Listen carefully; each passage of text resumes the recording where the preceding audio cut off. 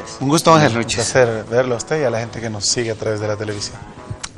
A ver, Wilson, es complicado este momento porque siento que los actores políticos se han enfrascado en estos ámbitos que están muy cercanos a la calificación, están muy cercanos a la acusación, están muy cercanos a te saco los trapitos al sol, pero la población está empezando a agotarse porque de verdad marchas, bloqueos, protestas, acusaciones y al final no escuchamos muchas propuestas o estoy leyendo mal el mundo. Yo empiezo por lo último. En realidad este debería ser el espacio para que la gente empiece a dilucidar entre lo bueno o lo malo de acuerdo a su percepción y por lo tanto debiera ser el espacio electoral en el que se debaten las ideas, las propuestas, la visión de país, cómo se observa lo que viene hacia adelante, qué país se le propone a los electores, pero bueno, lo que pasa es que hay gente que rehúye a la posibilidad de debatir.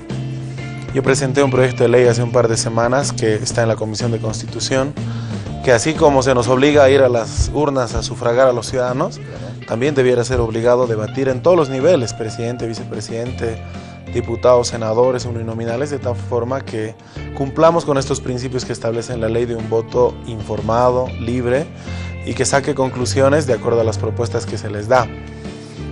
Es inevitable también entrar a un razonamiento hoy respecto a una politización de la justicia y una judicialización de la política.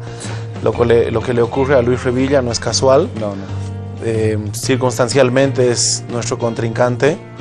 Él ha tomado su decisión de apoyar a otra organización política a la cabeza del expresidente Mesa, pero creo que uno no puede ser irresponsable de promover o de alegrarse, impulsar la inestabilidad en la ciudad. Por ejemplo, a poco de lo que falta, mire, en mayo finalmente tendremos otra autoridad municipal y no es muy responsable impulsar esta lógica de desestabilización sabiendo que hay proyectos y programas que necesitan garantizar la continuidad. Nosotros hemos hecho seguimiento muy puntilloso a lo que está ocurriendo con esta audiencia. Creo que es una pésima señal a la primera autoridad de una ciudad darle detención domiciliaria y permitirle salir solamente de 8 a 12 y de 2 a 6, como si tu rol se cumpliera solamente esas horas. Pero también es cierto e innegable que una campaña electoral contempla todas estas aristas, ¿no es cierto? Creo que todavía no hemos visto lo peor, creo que todavía vamos a ver varias cosas. El gobierno, nuestros contrincantes circunstanciales andan buscando bajo las piedras para ver qué encuentran y creen que desprestigiando al otro entonces se puede sumar más votos. Tú habrás notado que en La Paz nosotros hemos optado por otra posición. Sí, obviamente creemos como Oscar que es importante debatir, porque estos años hemos demostrado una acción consecuente con el país, luchando contra la corrupción, buscando transparencia y desenmascarando los hechos irregulares. Y eso mismo quisiéramos conocer de los otros candidatos que dicen ser opositores y eso mismo queremos escuchar del gobierno nacional. Pero no nos vamos a enfrascar en una guerra innecesaria en este lado de la vereda porque sabemos que nuestro adversario electoral en esos términos hoy es el movimiento al socialismo. Pero bueno, creo que todavía vamos a ver mucho y va a correr mucha agua bajo este puente que se llama campaña electoral. Ahora, el presidente Morales no quiere debatir con Carlos Mesa no quiere debatir con Ortiz, ambos en sus trincheras de su razonamiento. Uno dice que debate permanentemente con el pueblo, el otro dice que no hay ningún debate entre Ortiz y Mesa porque son solo dos fuerzas las que están pugnando por la presidencia, pero en este ejercicio una vez más como que recaemos en esta sensación de te califico, te acuso, te apunto con el dedo. Y esto está siendo bastante desgastante, ¿no? Lo que pasa es que creo que la gente espera coherencia. Si tú le pides debatir al uno, ¿por qué no debates con el otro? ¿No es cierto? Claro. No queremos enfrascarnos en un mar de acusaciones innecesarias, pero creo que también es necesario ser muy responsable. Se nos ha acusado de ser aliados del gobierno, profuncionales, de impulsar una guerra sucia. Si tú haces un recuento de todo hacia atrás, desde cuando oficialmente empezó el proceso electoral, notarás que nuestra alianza es la única que no realizó ninguna acusación con Carlos Mesa. El único momento en el que entramos como actores principales fue cuando se develó el famoso tema de Sánchez de Lozada, Balcázar y las cuentas, porque no se puede proponer futuro cuando no se tiene el pasado claro. Es la única ocasión. Después es un problema con el gonismo, con el propio gobierno, y yo lo entiendo que es parte de una estrategia desde Comunidad Ciudadana, que al ver que pierde electorado, entonces pretende meternos en la misma bolsa para evitar que esa votación no venga a nosotros. Pero esa estrategia cae en un error bastante duro, porque tú podías haber cerrado esta etapa diciendo tu verdad y se acababa el problema. Entonces creo que se han realizado una serie de acusaciones muy irresponsables, que las entendemos porque son parte de la campaña, pero también exigimos coherencia. No le puedes pedir debate solamente al de arriba y no querer debatir con los otros actores. No, es que aquí solo hay 12 en carrera. Las encuestas no dicen eso y no las hemos mandado a hacer nosotros, ¿no es cierto? Ellos las han mandado a hacer y en sus propios estudios está claro que somos la organización política que más crece, que va a dar hasta su último aliento para seguir creciendo y para conquistar al electorado del país.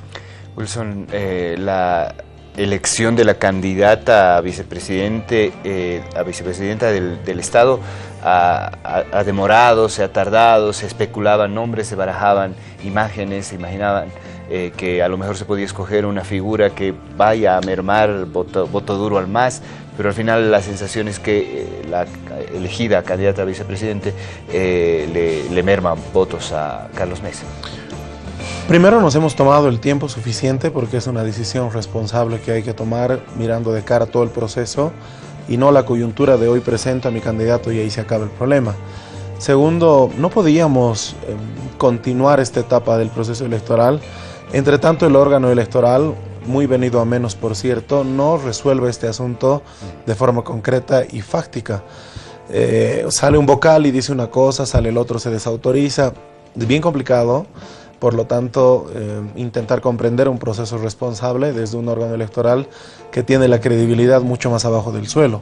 Finalmente, ellos han resuelto este asunto y han emitido una resolución y que por eso obedece la demora en el tiempo.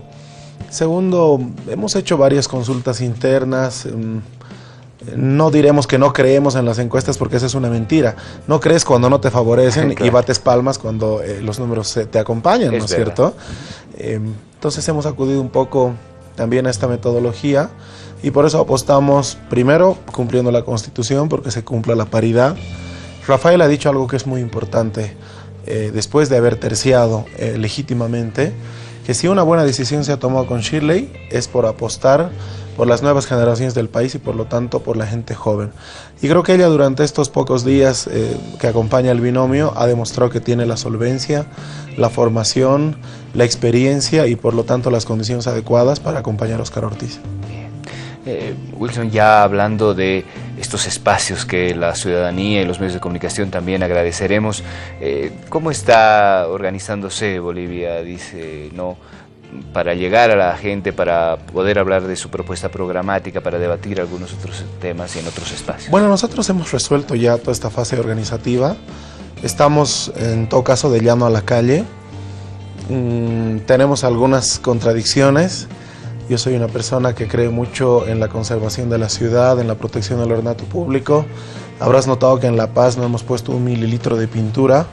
Vamos a evitar, me cuesta pelear con quienes impulsan esos métodos tradicionales de proceso electoral contribuyendo a ensuciar el ornato público. Y bueno, nuestra estrategia básicamente se basa en tener contacto con la gente, ¿no? Desde el día sábado vamos a tener a muchos de nuestros compañeros en todas las circunscripciones, a la cabeza de nuestros candidatos, difundiendo nuestro programa, explicando por qué estamos en el proceso, por qué deberían votar por Óscar Ortiz y por qué deberían votar por nuestros candidatos. En esta lógica más o menos ambiental, creemos mucho en las redes sociales, hay unos volantes muy bonitos, no es una invención nuestra, ¿no? Es copiando lo bueno. Hemos visto algún proceso electoral en Europa que busca siempre reciclar inclusive ese volante en el que se socializa el programa gobierno. Y bueno, esperamos que exista la apertura suficiente en todos los medios de comunicación para que senadores, diputados, el lunes va a haber un debate vicepresidencial en el que Shirley va a estar, por supuesto, y ojalá algún momento... La Fundación Pazoscanqui, ¿no? Así es, en el que el gobierno se resiste, finalmente acceda a poner sus ideas de cara al ciudadano, ¿no es cierto? Y sea el boliviano o la boliviana, el momento de entrar a la urna, el que tome una decisión pensando en el país. Esa es básicamente nuestra estrategia principal. Escuchar a la gente, seguir caminando con la gente, tocar la mayor cantidad de puertas y escuchar a la gente. A ver, usted como Bolivia dice no, me gustaría conocer su posición en relación a esto que ayer ha habido una manifestación por el 21 de agosto en relación a resistirse y pedir el respeto del voto del 21F. Se anuncia desde el 10 de octubre un paro indefinido a nivel nacional. ¿Cuál es la posición de Bolivia? Dice no, en el sentido de que se vuelve algo confuso ver que participan, están en debates o están en foros, quieren participar de las elecciones, pero a la vez como que hay otra ala o hay otro momento en el que dicen este binomio es ilegal y nosotros queremos que se respete el 21. Lo que ocurre es que tú no puedes, a título del gobierno que intenta ver fracaso en una medida de presión que ha sido constante y sostenible estos 3 años, pretender sepultar la legalidad y la legitimación y la voluntad popular de un pueblo. Es bien complicado intentar hablarnos de respeto a los resultados que van a venir sin respetar los resultados que acaban de pasar, ¿no es cierto? Por eso es que nosotros hemos estado respaldando las medidas, porque la petición ha sido muy clara. Primero, buscar renovar al órgano electoral, porque este no garantiza un resultado confiable. Y aquí hago un paréntesis porque me ha tocado, he escuchado, lo he leído en redes sociales, inclusive en programas radiales, decir a mucha gente que se cuestiona el proceso, que el candidato es ilegítimo, que le hacemos el juego y que no deberíamos participar. Porque si ninguna organización política participara, entonces no habría elecciones. Y yo no comparto con esa lectura, ¿no es cierto? Esa opción que proponen los más radicales es ir por el camino de Venezuela, ¿no es cierto?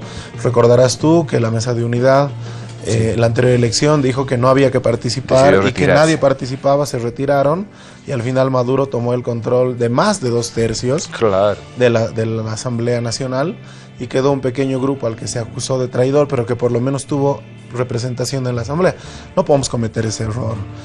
No podemos permitir que Bolivia vaya hacia el camino de Venezuela, pero hoy Bolivia no es Venezuela. Y en eso tenemos que tener claridad también. Gracias a los precios internacionales y a Dios, no tenemos gente que tenga que buscar comida en los basureros. Pero si no tomamos una decisión responsable en octubre, corren riesgo nuestros derechos, la libertad de expresión. Entonces, en el tema del paro, nosotros fuimos muy claros. Hoy la prioridad debe ser la vida. Sí. Y por eso, en el marco de la solidaridad con Santa Cruz, debimos haber suspendido esta medida. A pesar de aquello y algunas posiciones medio extrañas, como del gobierno municipal del Alto, por ejemplo, la ciudadanía con firme vocación ha logrado eliminar al transporte público, y vaya que esta ciudad se siente mejor sin ellos, y ha expresado y ha dejado en la calle otra vez de forma clara su exigencia de respeto al voto popular.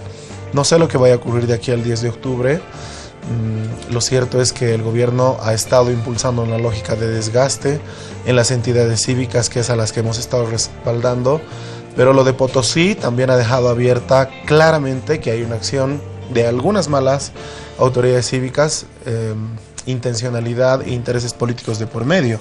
Claro. Cuando tú miras un concipo que en una lucha muy responsable impulsa el tema del litio y una defensa de asignación de recursos y por lo tanto de utilidades para su departamento, pero por el otro lado juega también a tener una participación electoral mirando lo subnacional, deslegitima un poco el movimiento y pone en duda al resto de los departamentos. Claro.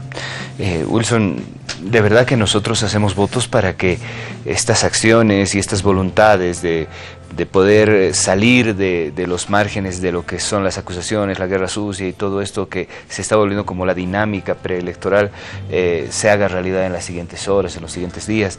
La población se está agotando, hay una sensación de desgaste, hay una sensación de malestar en general, pero creo que esto, más allá de sumar o restarle votos a otras fuerzas políticas que diferentes a las del gobierno, están simplemente agotando en general a toda la población, y esto sí nos preocupa y demasiado, ¿no?